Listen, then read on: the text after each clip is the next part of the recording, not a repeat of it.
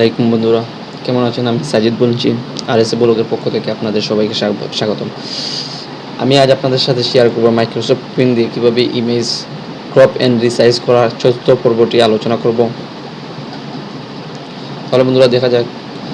প্রথমে আপনি আপনার কম্পিউটারে যে কোনো একটি ইমেজ ওপেন করবেন।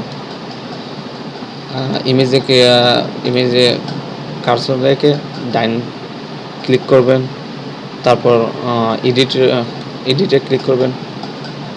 আমরা এটি জুম করে নিই। এখানে সিলেক্ট বাটন, যেখানে ফ্রি ফ্রম সিলেকশন, এরকম সিলেক্ট করতে পারবেন।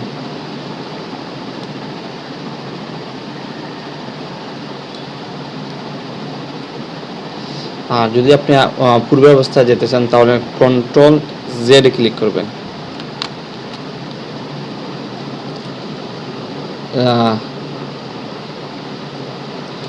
যদি আপনি ইমেজটি মাত্রাটি নিচে নিতে চান আর রিলোড করতে চান, রোটেট করতে চান, তাহলে এখানে ক্লিক করবেন। Rotate image right 90 degree angle, left vertical, horizontal, যে কোনো আপনারা ইমেজটি করতে পারবেন।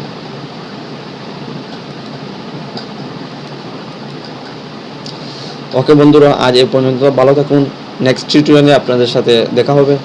আল্লাহ হাফিজ।